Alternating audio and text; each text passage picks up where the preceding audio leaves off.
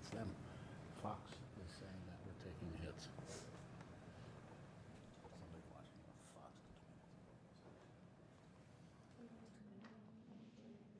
We got 2 minutes? We got 2 minutes? Yeah.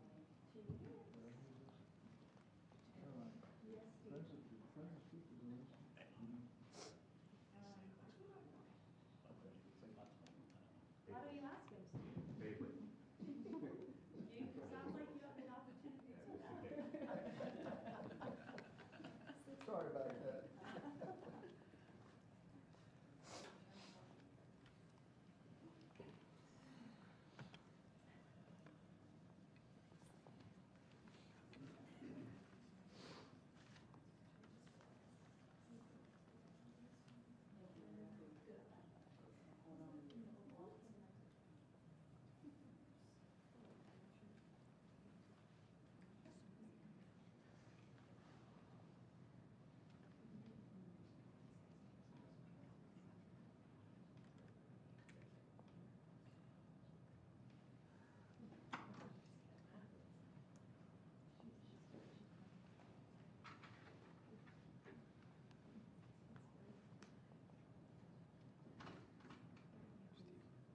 Thinking about asking about Ukraine military.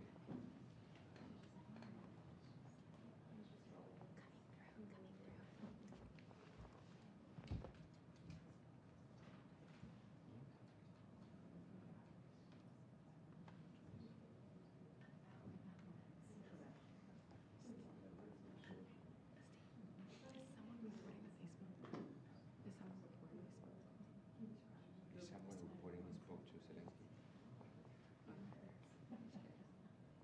It's you reporting it. He's the source. Yeah, exactly.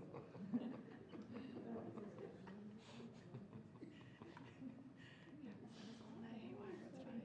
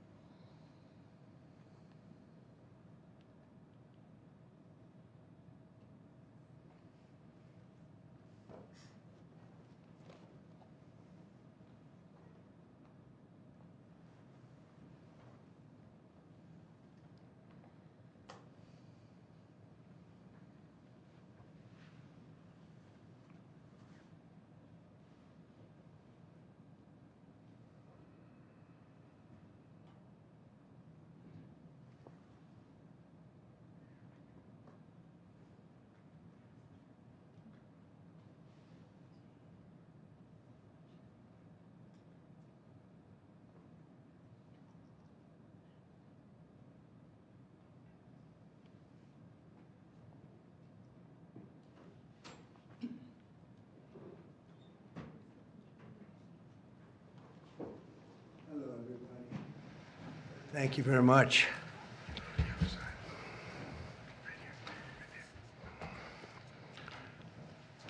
Thank you very much. This is a very big day for a lot of reasons, but this gentleman is a very unique man. It's, I think I could say in the world of chips, certainly, but in the world pretty much of business, nobody's done what he's done. For those of you that are into that world, you would say, wow, he's a legend, but he is a legend, and it's an honor to be with you. Very great honor. Thank you very much. Mr. President. Thank you very much. Welcoming from TSMC, which is the biggest there is at a level that you can't even calculate, frankly. C.C. Wei to the White House for a very historic announcement. This is a tremendous thing for our country and hopefully for his company. We're also pleased to be joined by Commerce Secretary Howard Lutnick and White House AI and SIP, the crypto czar David Sachs, another two very highly respected people. It's great to have you guys involved. And David, thank you very much for coming on. David is sort of the king of intellect in that world. We have some good people. Today, Taiwan Semiconductor is announcing that they will be investing at least $100 billion in new capital in the United States over the next short period of time to build state-of-the-art semiconductor manufacturing facilities. I think mostly it's going to be in Arizona, which is what I understand, which is a great state. I like it because I won it, but I won most of them, actually. But we won it, and we won it big.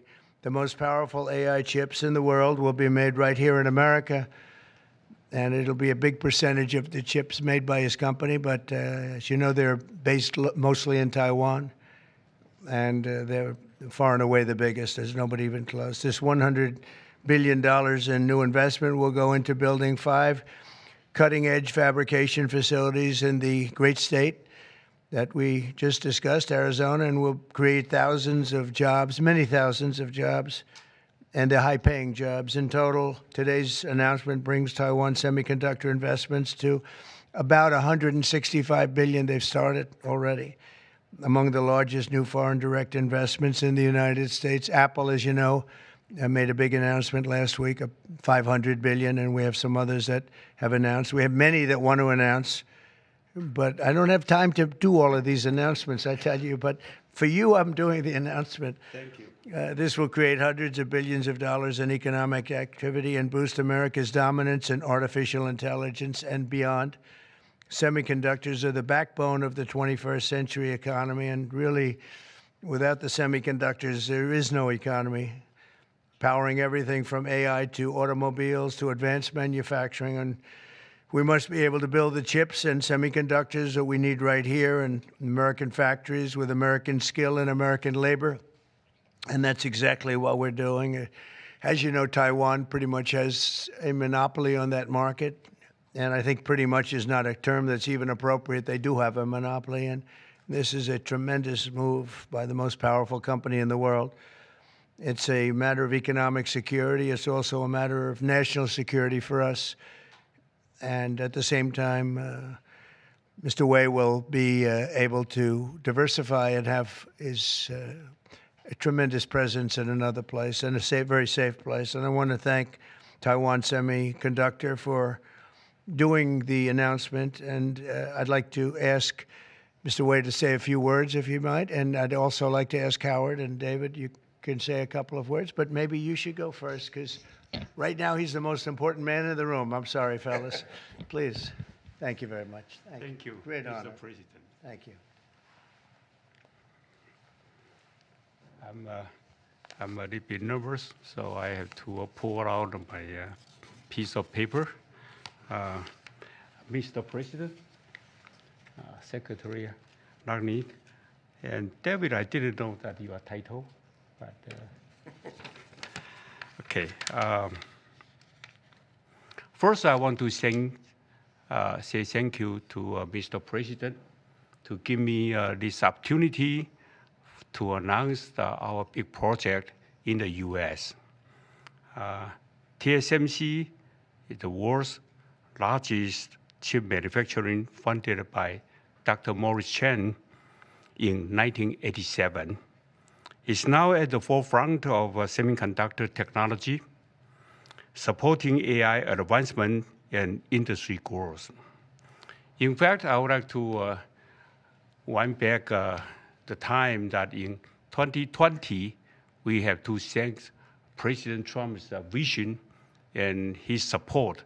So TSMC start the journey of establishing the advanced chip manufacturing in Arizona. And now, let me proudly say, now the vision become reality. In Phoenix, Arizona, with 3,000 employees, we are producing the most advanced chip made on US soil. With the success of our first fab, so we are now very happy to announce we are going to invest additional $100 billion in addition to our current $65 billion investment in Arizona. We are going to build 3 more new fabs after we promised the 3 fabs already, and another 2 very advanced packaging fab, and most important, R&D center also in Arizona. For this, all the investment, $165 billion, is going to create thousands of high-paid jobs, as the president just announced. And we are, most important, actually, we are going to produce many AI chips. We are going to produce many chips to support the AI progress and to support the smartphones progress. And again, with that, I want to thank President Trump again for his support. In addition, I also want to thank my customers in the US, such as Apple, NVIDIA, AMD, Qualcomm, Broadcom. They all support TSMC's manufacturing in the US. Without their support, we probably cannot make it through. So again, I want to thank them. Also, I'd like to thank the TSMC's employee. Without their effort, we just cannot make it today. That's all I want to say, and thank you. Thank you. That's good. Thank you very much. Howard, please, David? Sure. Thank you. So I'm thrilled to be here today because President Trump has made it a fundamental objective to bring semiconductor chip manufacturing home to America.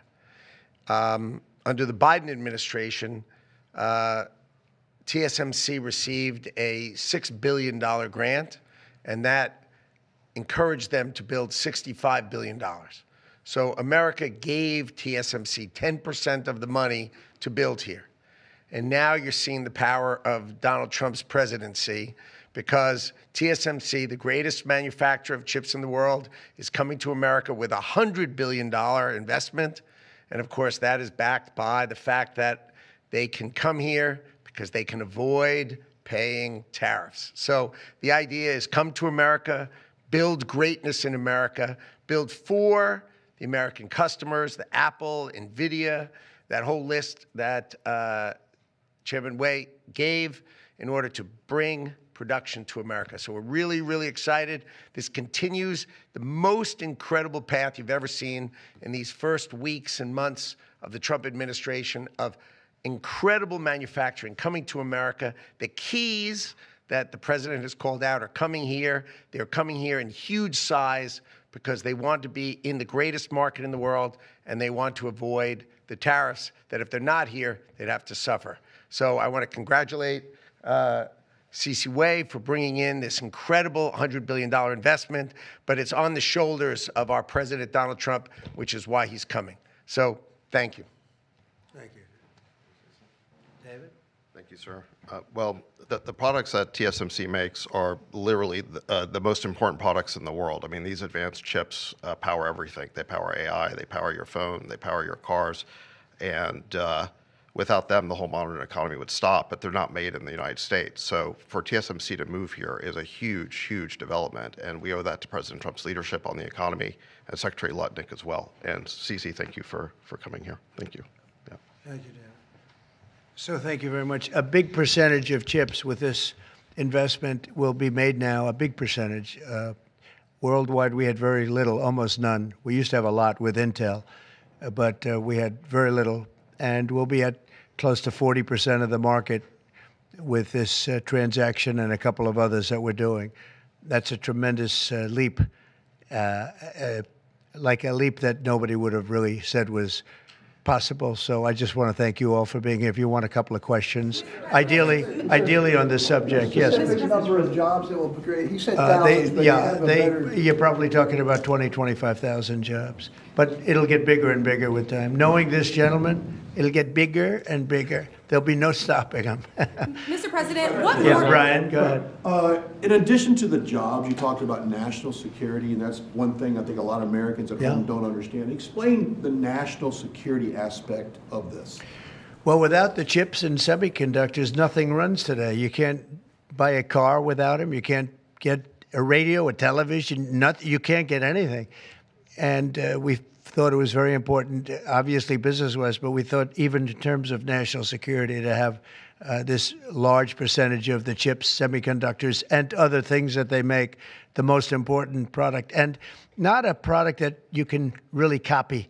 It takes years and years. You know, on the needle of a pin is total genius. I mean, they can put things, something the size of the needle, the point of a pin, they put information that is just not even believable. So if you would see this, it's just really something. Yes, Mr. President. One more aspect to that. Honda announced they're coming to Indiana because of the tariffs. Once again, you're bringing additional jobs in manufacturing. You want to comment on that as well? Well, Honda's coming, and I told you about Apple, that they're going to be starting to build massively here, $500 billion. And we have many other companies going to be announced, but we had many that have already announced. And no, it's going to be great. It's looking really strong. I don't think this country has ever seen anything like we're seeing right now. Now, the tariffs, as you know, will start a week earlier than the reciprocal, which is going to be on a couple of weeks earlier. Reciprocal tariffs start on April 2nd.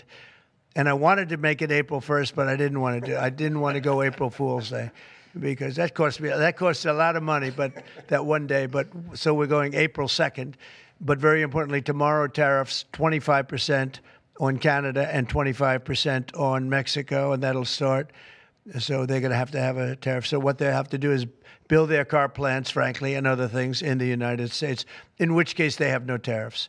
In other words, you build, and this is exactly what Mr. Wei is doing, by building here. Otherwise, they'll build, if they did them in Taiwan to send them here, they'll have 25% or 30% or 50% or whatever the number may be someday.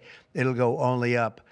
But by doing it here, he has no tariff, so he's way ahead of the game. And I would just say this to people in Canada or Mexico: if they're going to build car plants, the people that are doing them are much better off building here, because we have the market. We're the market where they sell the most. And so I think it's going to be very exciting for the automobile companies, very exciting for, I can think of any, as an example, North Carolina, they had the great, I used to go there to buy furniture for hotels, and it's been wiped out. That business all went to other countries. And now it's all going to come back into North Carolina, the furniture manufacturing business, please. Mr. President, is the Ukraine minerals deal now dead, or can it be revived? What's your... Well, I'll let you know. We're making a speech. You probably heard about it tomorrow night, so I'll let you know tomorrow night. But no, I don't think so. I think Mr. President, it's a great deal for us because, you know, Biden very, very foolishly, stupidly, frankly, gave $300 billion and $350 billion more accurately to a country to fight and to try and do things. And you know what happened? We get nothing. We get nothing. Just gave it. We could have rebuilt our entire U.S. Navy with $350 billion. Think of it, $350 billion. We could have rebuilt our U.S. Navy. So he gave it away as fast as the money could be gone. And what we're doing is getting that all back, and a lot more than that. And we need It's very important for this business that we're talking about here with chips and semiconductors and everything else. We need rare earths. And the deal we have is we have the finest rare earths. Thank you, Mr. President. What do you need to see from President Zelenskyy to restart these negotiations? Well, I just think he should be more appreciative because this country has stuck with them through thick and thin. We've given them much more than Europe, and Europe should have given more than us because, as you know, that's right there. That's the border. This country really was like the fence on the border. It was very important to Europe, and I'm not knocking Europe. I'm saying that they were a lot smarter than Joe Biden because Joe Biden didn't have a clue. He just gave money hand over fist, and they should have been able to equalize with us. In other words, if we gave $1, they should have given. Well, we gave $350 billion. They probably gave $100, but on top of it all, they get their money back because they're doing it in the form of a loan, and it's a secured loan. So when I saw that, which I've known about for a little while, I said it's time for us to be smart. At the same time, it's great for them because they get us in the country taking the rare earth, which is going to fuel this big engine, and especially the engine that we've in a very short time created. And we get something, and we're there. We have a presence there. With all of that being said, I want one thing to happen. I want all of those young people to stop being killed. They're being killed by the thousands every single week. Last week, 2,700 were killed. 2,700 young, in this case, just about all young boys from Ukraine and from Russia. And that's not young people from the United States, but it's on a human basis. I want to see it stop. The money is one thing, but the death. And they're losing thousands of soldiers a week. And that's not including the people that get killed every time a town goes down or a missile goes into a town. And I want to see it stop. Yes. Are you considering canceling military aid to Ukraine? And can we get a reaction to what the Prime Minister said, that your administration is bringing U.S. worldview in alignment with Moscow's? So this is a deal that should have never happened. This is a deal that would have never happened. And it didn't happen for 4 years. It didn't happen. It was never even close to happening. If I were president, it would not have happened. And October 7th would not have happened in Israel. And inflation wouldn't have happened. And Afghanistan, disastrous, the way they withdrew. Not the fact that they withdrew, but the way they withdrew would have never happened. And we would have had Bagram right now instead of China having it. It was 1 hour away from where China makes their nuclear weapons. We would have kept Bagram with one of the biggest air bases in the world. All of these things happened, and it's a shame. But it is what it is, and now we're here. I want to see it end fast. I don't want to see this go on for years and years. Now, President Zelenskyy supposedly made a statement today in AP. I'm not a big fan of AP, so maybe it was an incorrect statement, but he said he thinks the war's going to go on for a long time. And he better not be right about that. That's all I'm saying. This project, could this minimize the impact to the U.S. with chips should China decide to isolate Taiwan or China decide to take Taiwan? Well, it's a very interesting point. It's a great question, actually, but this would certainly, I can't say minimize. That would be a catastrophic event, obviously. But it will at least give us a position where we have, in this very, very important business, we would have a very big part of it in the United States. So it would have a big impact if something should happen with Taiwan. Russia sanctions. Are you looking at relieving Russian sanctions if there is a peace deal? Well, we're going to make deals with everybody to get this war, including Europe and European nations. And they've acted very well. You know, they're good people. I know most of them are friends of mine. The heads of state, the heads of the various countries, prime ministers from the different. I got four prime ministers and 5 presidents called me over the last 2 days, and they want to work it out. They want to get it worked out. And I think they're also, you know, they're talking money, but the money is less important than the deaths. We're talking thousands of young people a week. And people would say, why do I care about Ukraine? Young people, why do I care about, and not all young, but they're pretty young. You know, Ukraine is running a little bit low, and they're getting older. They're recruiting older people. It's a very, very sad thing that's happening over there, and we want to get it finished. We want to stop the death. On the tariffs, is there any room left for Canada and Mexico to make a deal before midnight? And should we expect those Chinese tariffs, the extra 10%, to take effect No room tomorrow? left for Mexico or for Canada. No, the tariffs, they're all set. They go into effect tomorrow. Mr. President, just to follow up on my colleague's question. And just so you understand, vast amounts of fentanyl have poured into our country from Mexico, and as you know, also from China, where it goes to Mexico and goes to Canada, and China also had an additional 10, so it's 10 plus 10, and it comes in from Canada and it comes in from Mexico, and that's a very important thing to say. Yeah, please go ahead. Have you decided if you're going to suspend military aid to Ukraine? Have you made that decision? Well, I haven't even talked about that right now. I mean, right now, we'll see what happens. A lot of things are happening right now as we speak.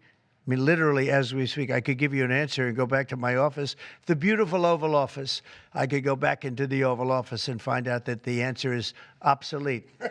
It's like his business. It's obsolete. You come up with a new chip and it's obsolete about 2 minutes later, right? But that's what's good about his business. That's why he's the only one that's successful in it.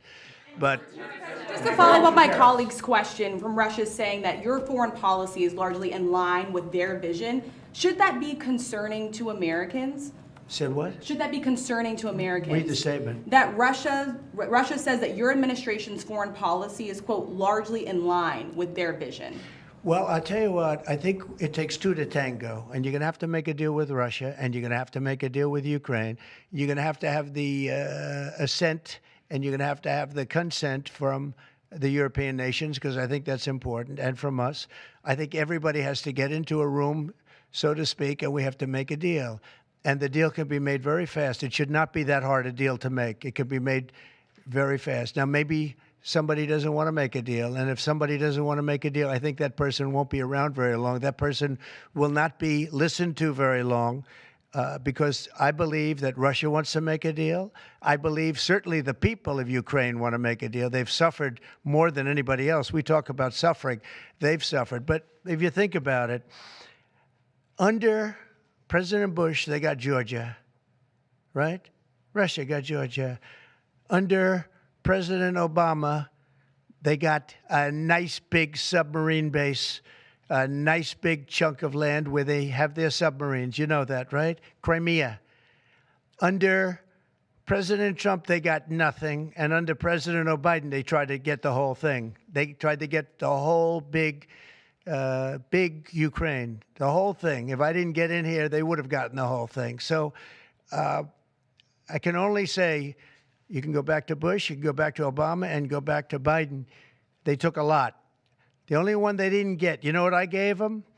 I gave them anti-tank missiles. That's what I gave them. I gave them sanctions on Russia. I gave them javelins. You know the javelins? You know when they took out all those tanks? You know the tanks were heading to Kiev by the hundreds, and they were unstoppable. And I gave them javelins. So, you know, I really, Putin is the one that will tell you this has not been so good for them. The fact is that I just want fairness. I want fairness. But think of it. I gave Russia nothing except grief. I gave them nothing. I gave them sanctions and javelins. That's what I gave them. Obama gave them sheets, and you heard that statement before. It's a very famous. Trump gave them javelins, and Obama gave them sheets, and then they say how close I am to Russia. And let me tell you, we have to make a deal because there are a lot of people being killed that shouldn't be killed. But remember, Trump gave them nothing, and the other presidents gave them a lot. They gave them everything. You met with Argentine President Javier Milei at CPAC. He wants to sign a free trade agreement with the United States. Is that something that you would consider even with Argentina or any other country? I'll consider anything. And Argentina, I think he's great, by the way. I think he's a great leader. He's doing a great job. He's doing a fantastic job. Brought it back from oblivion. Yeah, we'll look at things. We're looking at the UK with things. It doesn't have to be tariffs, but tariffs are easy. They're fast. They're efficient. And they bring fairness. For instance, when people kill their dollar, their equivalent of the dollar, whether it's the yuan or the yen in Japan or the yuan in China, when they drop them down, that puts us at a very unfair disadvantage. So all I have to do is say, Howard, we're going to have to raise the tariffs a little bit, because I've called President Xi, I've called the leaders of Japan to say you can't continue to reduce and break down your currency. You can't do it because it's unfair to us. It's very hard for us to make tractors, Caterpillar, here when Japan, China, and other places are killing their currency, meaning driving it down. So all of these things add up. And the way you solve it very easily is with tariffs, because when they do that, instead of having to make phone calls every day like I used to do with certain leaders, President Xi a little bit, a lot of phone calls, talking about the fact that they're lowering their yuan, they're lowering it down, and that makes it very, very hard for us. So this way I just say, look, let them do that, and we make up for it with the tariffs. But Mexican President Claudia Sheinbaum about yeah, tariffs? sure, I will. I have a lot of respect for her. I have a lot of respect for her. Are you Mr. President, takes effect. It'll be 20% on China now. How high are you willing to go against China? Well, I can't say. It depends on what they do with their currency. It depends on what they do in terms of a retaliation with some kind of an economic retaliation, which I don't think they're going to retaliate too much. Hey, look, the United States has been taken advantage of for 40 years. The United States has been a laughingstock for years and years. That's why this gentleman is built in Taiwan instead of building here. It would have been better if he built here. If we had a president that knew what they were doing, and we had a lot of them very bad on trade.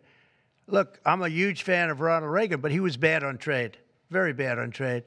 He allowed a lot of people, a lot of businesses to be taken. So I say that with due respect, because he was so great on other things, but he was bad on trade.